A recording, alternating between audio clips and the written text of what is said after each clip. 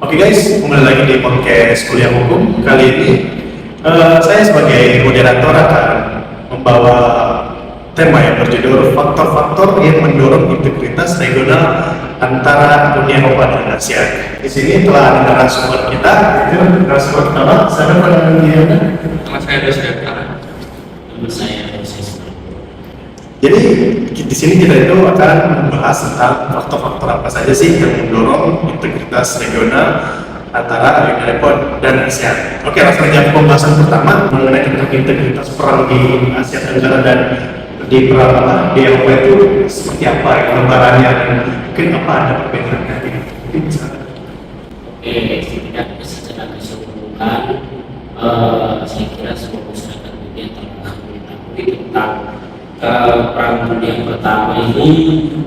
Intensitas perang terbesar di Eropa yang melibatkan beberapa negara-negara terutama negara-negara besar di Eropa. Saya kira perang ini telah dipelajari oleh semua kalangan dan bahkan untuk semua kalangan pendidikan telah mengetahui bahwa melalui perang ini bisa menguatkan menciptakan perdamaian. Itu intensitas perang di Eropa, perang dunia pertama. Sedangkan perang dunia kedua itu adalah perang dunia terbesar yang melibatkan sebagian besar negara bagian Eropa dan Asia. Perang dunia kedua ini mulai pada 1942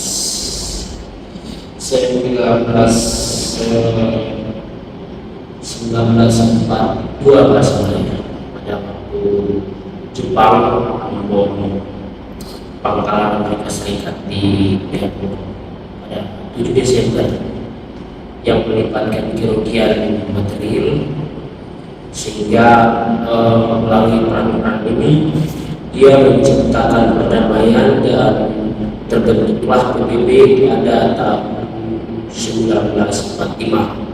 Itu karena perang dunia kedua, sehingga mereka menciptakan perdamaian melalui organisasi-organisasi internasional dan kerjasama yang lebih kuat lagi. Saya kira itu. Terima kasih. Untuk di Asia Tenggara sendiri tentang pembahasan tentang intensitas perangnya di Asia Tenggara sendiri itu bagaimana? Intensitas perang di Asia Tenggara itu waktu perang terbesar itu kita mengalami perang Vietnam. Itu dimulai pada 30 April 30 April sih. Saya lupa pada waktu itu Vietnam, pokoknya ada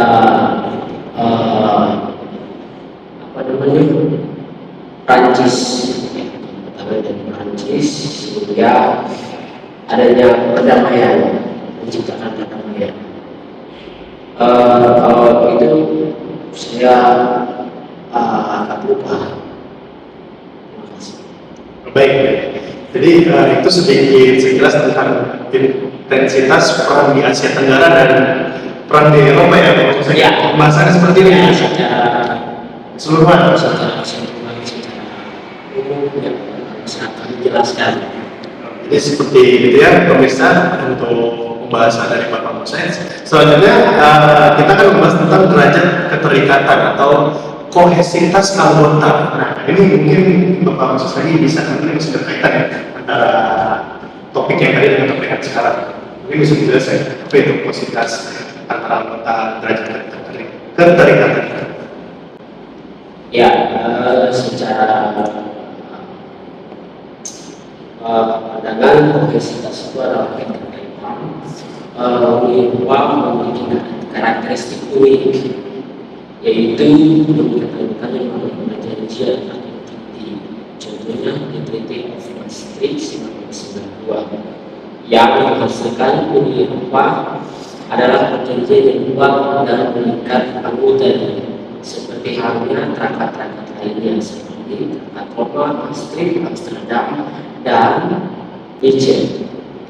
Namun ASEAN berbeda karena kesepakatannya tidak memiliki daya kohesivitas yang kuat. ASEAN bersifat asosiasi. Kerjasama multilateral yang berbeda dengan Uni Eropa yang bersifat supranasional. Akibatnya, pertemuan-pertemuan ASEAN tidak mampu menghasilkan lembaga yang terlegitimasi dengan kuat seperti CPSV di Uni Eropa. Nah, jadi ASEAN ini dia tidak memiliki suatu organisasi yang sama seperti Uni Eropa. Uni Eropa ini organisasi itu bersifat supranasional. Jadi dalam setiap pertemuan-pertemuan mereka itu apa yang dibahas itu langsung diterima, misalnya kebijakan-kebijakan itu langsung diterima oleh semua negara-negara anggota Uni Eropa. Sedangkan ASEAN ini dia tidak memiliki organisasi yang sama seperti Uni Eropa. Jadi Uni Eropa ini organisasinya bersifat supranasional, sedangkan ASEAN itu hanya bersifat multilateral. Jadi dia dalam kebijakan-kebijakannya itu susah diterima atau susah diterapkan antara negara-negara anggota ASEAN. Jadi kalau kita bisa highlight dari pembahasan Pak Moses tadi itu, Uni Eropa itu memiliki karakteristik yang unik gitu ya. Iya. Sementara untuk ASEAN sendiri itu berbeda karena kesepakatan itu tidak memiliki daya kohesivitas atau daya keterikatan sendiri, gitu ya Pak Moses. Oke, lanjut sekarang ke narasumber pertama, itu Bapak siapa tadi Pak? Pak Louis. Jadi selain ada derajat keterikatan, ternyata itu ada derajat efektivitas institusinya. Nah, agak belibet ya saudara ya, tapi tidak apa-apa. Jadi mungkin Bapak bisa menjelaskan sedikit apa itu derajat efektivitas institusinya. Ya mungkin dalam saya sesuai dengan tema kita, salah satu indikator kuatnya integrasi Uni Eropa adalah tingkatnya persentase ekspor intra Uni Eropa terhadap total ekspor organisasi regional. Seperti pada tahun 2005, Uni Eropa memiliki angka sebesar 67,3%, sementara ASEAN hanya 22,1% pada tahun yang sama. Dan ini juga rendahnya persentase ini pada ASEAN menunjukkan bahwa partisipasi masyarakat terhadap kerjasama regional ini rendah dan adanya kesenjangan yang tinggi di ASEAN dan masyarakatnya. Dan identifikasi dengan kerjasama antar pejabat dan negara pemerintah daripada antara warga negara, dengan kata lain ASEAN kurang efektif karena kerjasama hanya berlangsung pada level pemerintah. Nah itu dia para pemirsa tentang derajat efektivitas di institusinya. Kemudian kita berlanjut lagi ke topik tingkat kerjasama organisasi. Nah ini menarik nih, tingkat kerjasama organisasi itu atau organisasi itu sebenarnya. Oke, kita mau bicarakan tentang Uni Eropa ya. Uni Eropa dapat dikategorikan sebagai organisasi supranasional, yang berarti Uni Eropa memiliki institusi pemegang otoritas. Bentuknya menyerupai negara dengan eksekutif Komisaris Eropa dan legislatif dengan Dewan Uni Eropa. Sementara itu ASEAN masih berada pada tingkat kerjasama antar negara dan tidak memiliki institusi pemegang otoritas yang berwenang untuk membuat kebijakan. Inilah yang membuat ASEAN tidak sebaik Uni Eropa dalam urusan kebijakan dan implementasi. Berarti kalau dari dalam segi organisasi Uni Eropa itu tingkatnya lebih tinggi kalau ASEAN. Karena ASEAN sendiri itu masih lingkungan itu masih negara-negara ASEAN sendiri ya, South Asia sendiri ya. Berbeda dengan Uni Eropa yang memang itu tingkatannya itu lebih tinggi dan lebih luas ya, mempunyai power ininya karena bisa dilihat Uni Eropa sendiri itu organisasi supranasional. Berarti Uni Eropa itu memegang institusi ya Pak. Kalau sebenarnya betul. Nah, jadi sekilas itu tingkat kerjasama antar organisasi. Nah, mungkin bisa dijelaskan tentang faktor pendorong integritas regional itu ada apa saja sih? Mungkin siapa yang mau ngomong? Ya, seperti yang tadi saya terangkan di awal bahwa faktor pendorong integritas organisasi itu tadi salah satunya peran yang pertama dan peran yang kedua itu salah satu faktor yang mendorong terbentuknya integritas organisasi internasional di Uni Eropa dan di Asia Tenggara. Kita sudah mengetahui bahwa organisasi-organisasi ini ada PBB, ada di Asia sendiri, ada ASEAN di Asia Tenggara, terus kerjasama internasional lainnya.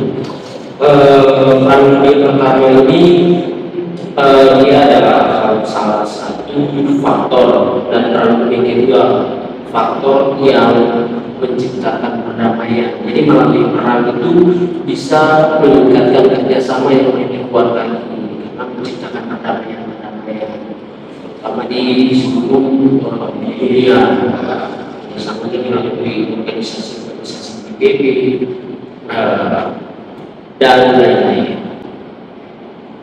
Jadi secara garis besar pembahasan Pak Prosesal itu faktor mendorong integrasi regional itu disebabkan karena perang dunia ya, perang dunia satu dan perang dunia kedua seperti itu. Jadi akibat dari perang itu negara-negara di dunia itu membentuk integrasi regional seperti itu, Pak. Ya, itu kan perang dunia pertama dan perang dunia kedua itu untuk konflik yang sangat besar sehingga itu adalah faktor menurut saya sih faktor paling utama sehingga bisa menciptakan perdamaian kalau melalui perang yang besar-besar seperti itu. Jadi kalau misalnya tidak ada perang, kan tidak ada integrasi regional seperti itu. Ya. Jadi perang itu tidak menimbulkan dampak negatif, tetapi akan ada timbul dampak negatifnya, seperti pembentukan integritas regional seperti itu ya maksudnya. Oke, lanjut ke topik berikutnya itu adalah integrasi Eropa. Ini Eropa dibanding integrasi di ASEAN. Nah, ini adalah pembanding antara integrasi Eropa dengan ASEAN. Mungkin bisa Pak Luis bergantian atau Pak Moses?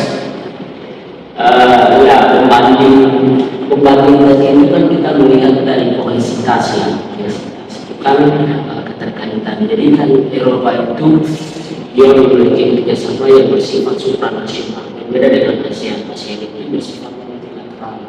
Jadi kebijakan yang tadi saya sudah terangkan, kebijakan yang dibuat oleh Uni Eropa sendiri itu langsung dapat diterima oleh semua anggota negara Uni Eropa, sedangkan ASEAN itu bersifat multilateral. Jadi dia sifatnya tidak seperti supranasional seperti Uni Eropa sendiri. Jadi ASEAN ini dia memiliki institusi seperti lembaga legislatif, apalagi eksekutif. Jadi dia sifatnya seperti supranasional, dia bentuknya seperti negara, jadi dapat diterima oleh semua negara-negara Eropa. Jadi kebijakan-kebijakan seperti kita tahu mata uang mereka itu kan sebagian negara-negara Uni Eropa itu kan pakainya euro, mata uang itu kan diterapkan kebijakannya itu. Jadi bagus ada yang ditambahkan sedikit naik bandingnya. Di dalam pembanding itu intensitas dalam perang sebelum federasi itu ya, kita melihat dari Asia saja kayak seperti rendahnya perang Vietnam Kamboja dan ya Malaysia Indonesia seperti masa Soekarno seperti ini yang saya katakan. Jadi seperti itu ya berpisah tentang pembahasan integrasi Eropa dengan integrasi di Asia yaitu di ASEAN sendiri. Nah mungkin sebagai penutup podcast kita kali ini pembahasan tentang faktor-faktor integrasi antara Uni Eropa dan ASEAN. Jadi bisa saya simpulkan ya para pemirsa. Jadi intensitas perang di Eropa dan di Asia Tenggara itu menunjukkan bahwa meskipun perang di Asia Tenggara itu intensitasnya itu masih sedikit lebih rendah ketimbang di Uni Eropa ya. Karena di Uni Eropa itu lebih perang itu lebih mematikan ya, dan melibatkan banyak negara. Tetapi hal yang terjadi perang yang terjadi di Uni Eropa dan di Asia sendiri itu membuat negara-negara itu semangat dalam memberikan integrasi yang lebih kuat untuk mendorong terciptanya regional ya, sebenarnya terciptanya integrasi regional antara Uni Eropa dan Asia. Itu bisa. Oke, mungkin sekian podcast kita bersama, nanti kita akan kita akan membahas topik-topik lain yang lebih bermanfaat tentunya. Jadi sekian dan jangan kemana-mana.